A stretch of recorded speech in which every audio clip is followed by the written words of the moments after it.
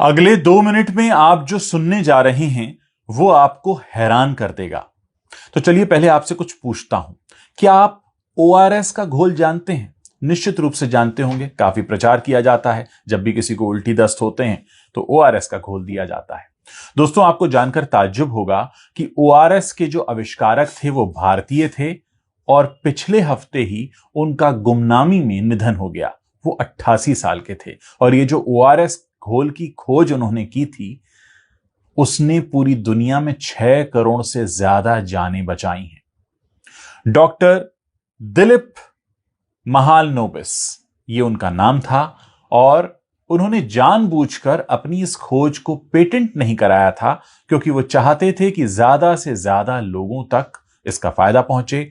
Patent न कराने का मतलब यह है कि उन्होंने इसके फार्मूले को पब्लिक कर दिया था ताकि लोग इसे बना सकें, बेच सकें और जो असमय जान चली जाती है लोगों की वो बच सके।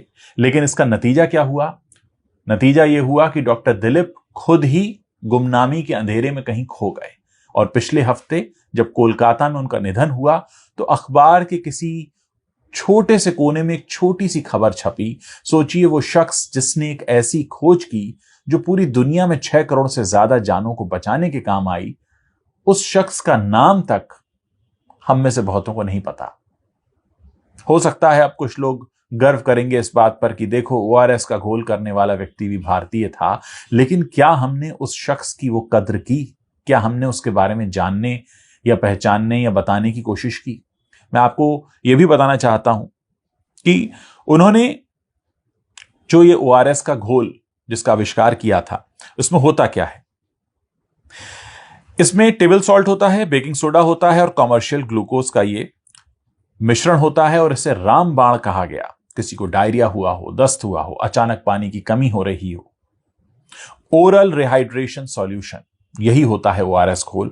और वाकई मुझे मेरे किसी मित्र ने यह अखबार का छोटा सा टुकड़ा भेजा और मुझे भी जानकर बेहद हैरत हुई और इसीलिए मैं इस जानकारी को आपके साथ साझा कर रहा हूं। इस वीडियो को आप शेयर कीजिएगा। अब डॉक्टर दिलीप तो हमारे बीच नहीं है, कम से कम हम ज्यादा से ज्यादा हिंदुस्तानियों को यह बता तो सकें कि कोई एक शख्स था, हिंदुस्तान में पैदा हुआ था, जिसने ओआरएस घोल बनाया। उसे कभी कोई जान नहीं पाया, लेकिन फिर भी उसने 6 करोड़ जिंदगियों को बचाया और आने वाले समय में न जाने कितनी बार इस ओआरएस के घोल को पीकर लोग अपनी जान बचाने वाले हैं। लेकिन अफसोस यही कि उनके जीते जी हमने उन्हें जाना नहीं, शायद वो तवज्जो भी नहीं दी। आज जब ये खबर मैं पढ़ रहा हूं तो निश्चित रूप से भावुक होने का समय है कि ऐसी कितनी ही प्रतिभाएं हमारे शहरों में, हमारे गांवों में दम तोड़ देती हैं। शायद अगर हमने उचित तवज्जो दी होती तो हम उनसे कुछ और पा सकते थे, वो इस दुनिया को कुछ और दे सकते थे और सबसे बड़ी बात यह है कि हम उनके प्रति अपनी कृतज्ञता तो प्रकट कर सकते थे। मैंने तो अपने जीवन में कई बार ओआरएस का घोल पिया है, निश्चित रूप से आपने भी पिया होगा या आपके परिवार में किसी ने पिया होगा। और सोचिए, हम इस बात से अनजान थे। तो इस जानकारी को आपके साथ शेयर करने का मकसद सिर्फ इतना है ताकि हम पहचाने कि कई ऐसी शख्सियतें हैं हमारे बीच में जिनके बारे में हमें पता ही नहीं चलता। हम उनके बनाए सामान, उनकी आविष्कृत की हुई चीजों का लुत्फ तो उठाते रहते हैं, लेकिन हम पूरी जिंदगी बीतने पर भी नहीं जान पाते हैं कि वो कौन थे। तो इस जानकारी को प्लीज शेयर कीजिएगा। ये मैं आपके साथ स्क्रीन पर शेयर कर रहा हूं और इसमें एक और जानकारी खास दी गई है कि 1934 में अविभाजित बंगाल के किशोरगंज में जन्मे थे महालनोबिस। इन्होंने 1958 में कोलकाता, एक्चुअली तब कलकत्ता था, कलकत्ता मेडिकल कॉलेज से ग्रेजुएशन किया और फिर लंदन में queen Elizabeth hospital for children के रजिस्ट्रार के रूप में चुने गए और ऐसे चुने जाने वाले वो पहले भारतीय थे। 1964 में उन्होंने ओरल रिहाइड्रेशन थेरेपी पर अपना शोध शुरू किया। आप ये मानकर चलिए कि इन जैसे डॉक्टर्स जो हैं वो पूरी दुनिया के लिए एक मिसाल हैं।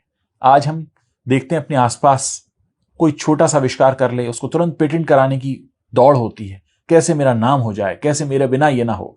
लेकिन एक ऐसा शख्स जिसने कभी अपने क्रेडिट के लिए कहीं भागदौड़ नहीं की, कहीं नारे नहीं लगाए, कहीं चीख चिल्लाहट नहीं की, कहीं सोशल मीडिया पर कुछ नहीं लिखा, और वो शख्स हमारे बीच से चला गया। मैं आप लोगों से जानना चाहता हूं कि इस पूरी खबर को सुनने जानने के बाद आपको कैसा लग रहा है, और आपको क्या लगता है कि हमारे देश में कई बार प्रतिभाएं इसी तरह अपना दम तोड़ देती हैं।